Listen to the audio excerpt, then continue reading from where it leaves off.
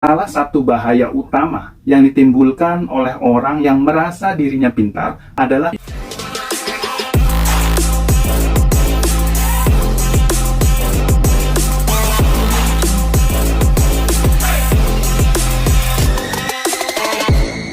orang yang memiliki power, baik itu uang, ilmu, posisi, atau jabatan tertentu adalah merasa pintar.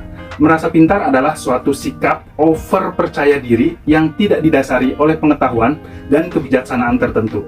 Apalagi kita yang memiliki jabatan atau posisi tertentu, rasanya kita mengetahui segalanya dengan pengalaman, kecerdasan, dan kepintaran kita. Apalagi achievement yang pernah kita capai di masa lalu, sehingga menutup diri pada banyak hal kemungkinan yang bisa saja terjadi. Perubahan situasi dan dinamika masa depan yang terus bergerak. Banyak hal yang terus berkembang, bahkan pertumbuhan dan dinamika zaman masa-masa ini bukan lagi linear, tetapi eksponensial, yang menuntun kita untuk terus belajar dan bertumbuh dengan cepat. Teknologi baru, ilmu baru, pengetahuan baru, metode-metode baru, dan lainnya yang mengingatkan kita bahwa kecerdasan sesungguhnya berasal dari kombinasi pengetahuan, keterampilan, dan kebijaksanaan. Bukan hanya dari kepercayaan diri semata, apalagi merasa pintar.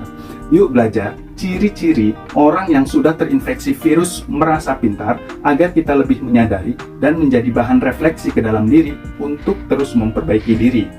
Yang pertama, sombong dan tidak memiliki empati.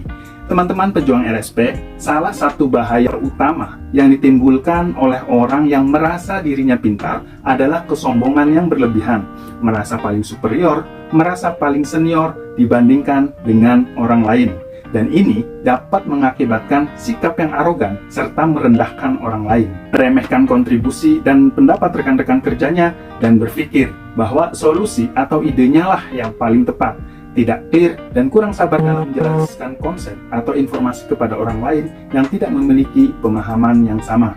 Orang-orang seperti ini cenderung tidak peka terhadap perasaan dan pandangan orang lain, karena dalam keyakinannya pengetahuan mereka lebih tinggi, ilmu mereka lebih banyak, pencapaian mereka lebih hebat, sehingga sering gagal dalam membangun hubungan yang sehat dan harmonis dengan orang lain. Kedua, kegagalan dalam berkomunikasi. Orang yang merasa dirinya pintar cenderung sulit dalam berkomunikasi dengan lebih efektif. Tingkat pengetahuan yang luas dan kompleks sulit dikomunikasikan dengan bahasa yang sederhana dan relevan yang sulit dipahami oleh orang lain. Cenderung menggunakan istilah-istilah teknis, bahasa dewa, atau diksi-diksi yang rumit tanpa memperhatikan tingkat pemahaman pendengarnya. Pernah kita menemukan atasan-atasan yang memiliki konsep wah dan terlihat mentereng, tetapi sulit dijelaskan dengan bahasa yang paling simpel dan sederhana, tidak aplikatif, dan sangat sulit dalam implementasi di tataran teknis, sehingga membuat timnya bingung. Ada kecenderungan untuk mengabaikan masukan dan kritik dari orang lain, karena merasa idenya yang paling luar biasa, tetapi pada kenyataannya, timnya justru sulit memahami. Kegagalan komunikasi ini terjadi karena mereka merasa sudah tahu segalanya dan bahwa pendapat atau saran orang lain tidaklah penting. Hal ini mengakibatkan ketertutupan pikiran dan ketidakmampuan untuk berkembang dan belajar dari pengalaman orang lain. Misalnya, seorang manajer yang merasa dirinya pintar mungkin tidak mau mendengarkan saran atau masukan dari anggota timnya, mengabaikan pendapat orang lain dengan alasan bahwa pendekatan mereka adalah yang paling benar. Akibatnya, kolaborasi dan inovasi dalam tim menjadi terhambat dan anggota tim merasa tidak dihargai karena tidak memiliki ruang untuk berkontribusi. Yang ketiga, berhenti pertumbuhan dan pembelajarannya. Perilaku dan sikap orang yang merasa pintar dapat menghambat pertumbuhan dan pembelajaran dirinya. Keyakinan bahwa sudah tahu segalanya dapat menghalangi mereka untuk terus belajar, berkembang, dan bertumbuh. Mungkin merasa puas dengan tingkat pengetahuan dan kecerdasan yang dimiliki saat ini, sehingga menolak untuk melangkah ke zona ketidaknyamanan atau mencari pengetahuan-pengetahuan baru. Nah, apabila kita mulai merasa stuck dan tidak ada pertumbuhan dalam kehidupan dan karir kita, perbaikan yang begitu-begitu saja itu merupakan tanda-tanda bagian dari orang yang merasa pintar.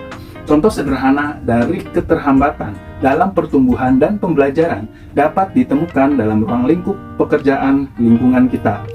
Orang di divisi tertentu yang merasa dirinya pintar dan merasa bahwa mereka sudah memiliki pengetahuan dan pengalaman yang cukup, mungkin tidak termotivasi untuk belajar lebih lanjut. Bisa jadi meremehkan masukan dan saran dari divisi lainnya karena mereka merasa si paling atau merasa sudah melebihi tingkat pembelajaran dan pengalaman yang cukup. Akibatnya apa? Mereka melewatkan peluang untuk mengembangkan cara dan kemampuan-kemampuan baru yang mungkin didapat dari saran dan ide divisi lain untuk mencapai potensi maksimal mereka. Merasa pintar dapat menimbulkan berbagai dampak negatif, kesombongan, ketidakempatian, kegagalan dalam berkomunikasi, kecenderungan mengabaikan masukan dan kritik orang lain, kemungkinan mengambil resiko yang berbahaya, serta terhambat dalam pertumbuhan dan pembelajaran. Untuk itu, penting bagi kita untuk menyadari konsekuensi dari sikap dan perilaku merasa pintar dengan mengembangkan sikap yang rendah hati, kesediaan untuk mendengarkan dan menerima masukan dari orang lain, serta kemampuan berkomunikasi yang efektif, kolaborasi, dan penghargaan terhadap kontribusi orang lain. Teman-teman pejuang RSP, kecerdasan tidak hanya terkait dengan pengetahuan, tetapi juga melibatkan sikap terbuka untuk belajar dan berinteraksi dengan yang lainnya. Sikap rendah hati, empati, dan kerendahan diri akan membantu kita mengurangi dampak negatif dari sok pintar tadi. Berikanlah kesempatan kepada setiap orang untuk berpartisipasi dan berkontribusi tanpa merasa diabaikan atau diremehkan, melakukan dialog yang terbuka, memberikan feedback yang konstruktif, dan mendorong kolaborasi adalah langkah-langkah penting untuk menciptakan lingkungan di mana setiap orang merasa dihargai dan memiliki kesempatan untuk berkembang. Daripada kita denial dan overconfident terhadap diri kita, lebih baik untuk melakukan refleksi dan evaluasi. Apakah kita termasuk orang yang merasa pintar, padahal bodoh saja tidak punya? Terima kasih dan selamat mempraktekkan.